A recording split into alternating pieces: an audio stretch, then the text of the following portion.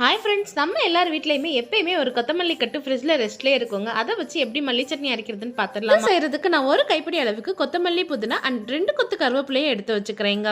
ஒரு table spoon அளவுக்கு கடலைப்பருப்பு, உளுத்தம்பருப்பு, சின்ன நெல்லிக்காய் சைஸ்க்கு புளி, 4-5 வரமிளகா, 3-4 வெள்ளைப்பூடு, ஒரு சில அளவுக்கு தேங்காய் எடுத்து நான் ரெடியாக வச்சிருக்கேங்க. பெரிய வெங்காயத்தை இந்த மாதிரி ஸ்லைஸ் போட்டு வச்சுக்கலாம். இப்போ ஸ்டவ் ஆன் பண்ணிட்டு ஒரு கடாயில் 2 டேபிள் ஸ்பூன் அளவுக்கு எண்ணெய் சேர்த்துட்டு நம்ம எடுத்து வச்சிருக்கிற உளுத்தப்பருப்பு, கடலைப்பருப்பு, வரமிளகா, தேங்காய் எல்லாத்தையுமே இது கூட போட்டு வறுத்து விட்டுக்கலாம்.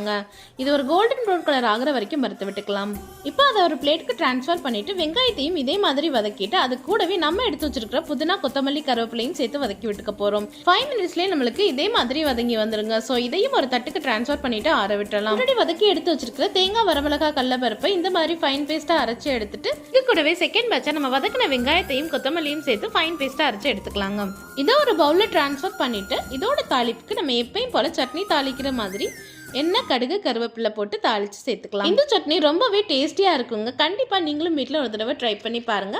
அண்ட் இதே மாதிரி நிறைய ரெசிபிஸ்க்கு நம்ம அன்புடன் அமிர்தா யூடியூப் சேனலை சப்ஸ்கிரைப் பண்ணி சப்போர்ட் பண்ணுங்க. தேங்க்யூ.